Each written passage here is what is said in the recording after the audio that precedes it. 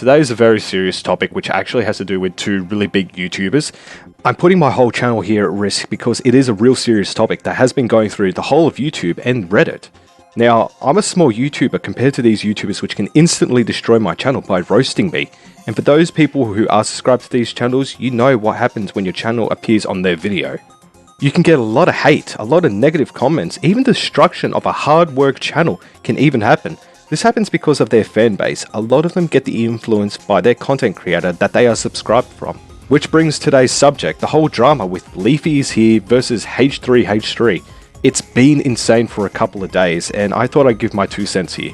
The story goes that Leafy had roasted a person with the title, the most heroic Fedora man on the entire internet. For those who don't know who Leafy is, he's basically a gameplay commentary who makes types of roasting content by finding cringe-like content. I do understand that all his content is satire and that he is there so he can make a joke about it so his viewers can enjoy it, and a lot of people do this. And I don't doubt that he makes really good content because here on YouTube everyone wants to make really good content that a lot of people can enjoy. As I mentioned, Leafy had roasted a guy on one of his videos. The guy who was roasted goes by the name of Tommy NC 2010, who had originally been roasted before. So according to Leafy, Daniel Tosh had originally roasted this guy in a web redemption on his show, Tosh.0, which is a roast, but more of a redemption for what they done on the internet in a comedic way. So when the video came out, Tommy replied to why he was getting so many death threats, and it turns out the guy has autism. Now, I can already hear people going, Leafy is a bully.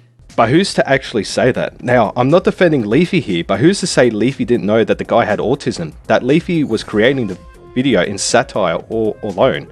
It's hard to say whether or not if he knew or didn't know. A few days later, another YouTuber by the name of H3H3 Productions made a video exposing Leafy. Now, H3H3 is another YouTuber who exposes YouTubers such as SoFlo and subjects such as the Don't Judge Me challenge. He does this in a serious point of context as well, which has got a lot of really good points. So H3H3 exposed Leafy of being a bully, and that's where I kind of say Leafy does seem like to be a bit of a bully. Besides all of Leafy's satire content that he makes, it reflects on the whole YouTube community and his fanbase. Like someone running for presidency, people will side up and disrespect people that are minded against.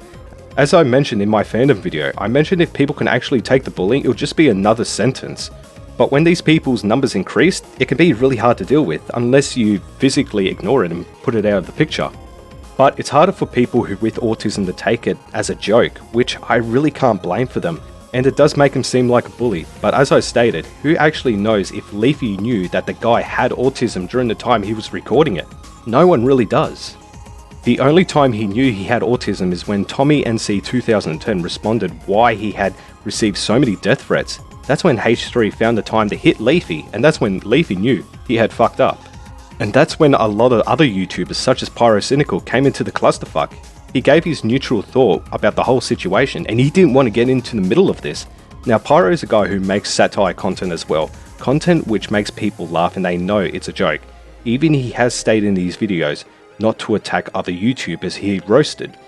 He doesn't want to see this shit happen, and I'm sure neither do a lot of other people out on YouTube. It's because Pyro knows how to control his fan base. An example is one of his later videos where he mentioned Lieutenant Corbus and how shit YouTube is. Now look at her, she's got well over 200,000 subscribers thanks to him, and thanks to his honesty. But unfortunately, the video went even further, as today Leafy made a H3 call out. Wow. Can we actually fucking stop this? This has actually gone a lot further. The damage has gone further and the channels and their fan bases are just going to end up killing each other because of this situation. I know it's a simple misunderstanding, but when it comes to these type of YouTubers, it's hard to see who's the good or the bad guy. Part of me wants to say Leafy is innocent because he didn't know. Part of me wants to say H3H3 is the person to side for because he makes valid points. But who actually knows the whole full story? And even Drama Alert got into the clusterfuck of all this and went into a full teardown. I'll post a link down below on the full Drama Alert report because it's something that needs to be properly explained and I don't know how to say this basically.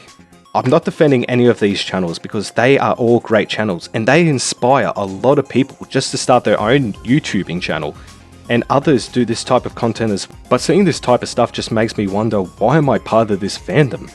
The sad thing is that everyone gives too much of a shit. There is a fight going on between these two YouTubers. It's not yours, it's theirs.